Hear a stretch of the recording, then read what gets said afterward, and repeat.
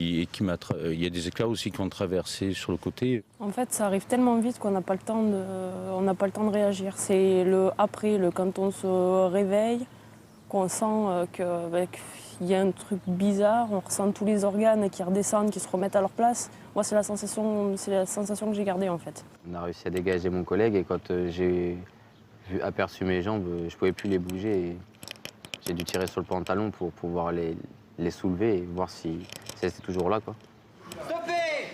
Se battre encore différemment. En 2012, l'armée a créé ce stage de sport pour ces blessés de guerre.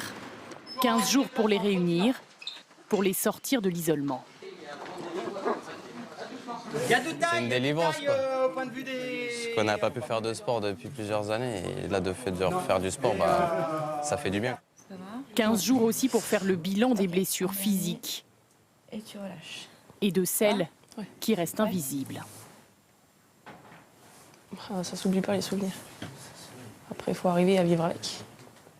Il y a autre chose de douloureux, l'impression d'un coup d'être inutile.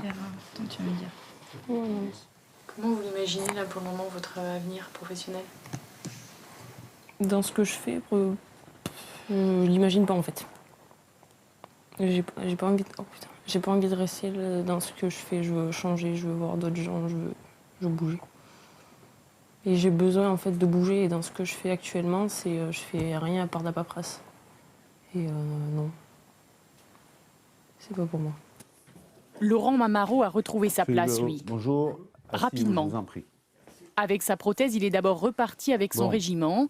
Et aujourd'hui, sa nouvelle mission, c'est le recrutement. Vous savez où vous mettez les pieds, d'accord? Aussi, est-ce que vous en êtes conscient? Est-ce que vous êtes prêt à vous dépasser, à surmonter ces difficultés? Il n'y a pas de souci. Si je vois que le candidat ne réalise pas du tout le métier de militaire et surtout les risques, là, je peux lui parler un peu de mon expérience pour lui faire comprendre que c'est quand même un métier à risque. Pour moi, ça va pas me faire changer d'avis. C'est depuis assez longtemps et je pense à ça. Donc, du coup, j'ai réussi à passer par-dessus, à passer au-dessus et voilà. Laurent, Cécile et Alexandre disent tous les trois ne pas regretter leur engagement. Ce qu'ils regrettent en revanche, c'est un manque de reconnaissance. Ouais, la population, je pense qu'elle en a un peu rien à faire de tout ça, quoi. Je pense qu'elle s'en fiche un peu des blessés et puis elle vit sa vie et puis voilà, quoi. L'avenir, Laurent Mamaro le voit encore pour quelque temps dans le recrutement. Cécile Trompette espère intégrer un autre régiment.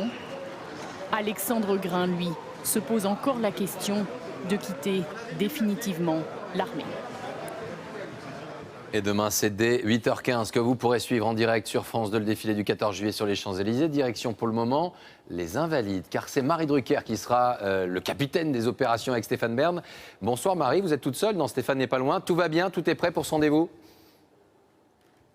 Stéphane n'est pas très loin, Laurent. Tout va bien. Les militaires ont répété jusqu'au dernier moment. C'est un 14 juillet très important, puisque c'est le 14 juillet du centenaire de la Grande Guerre. Vous le savez, 76 nations qui ont participé au premier conflit mondial seront représentées demain. Nous avons répété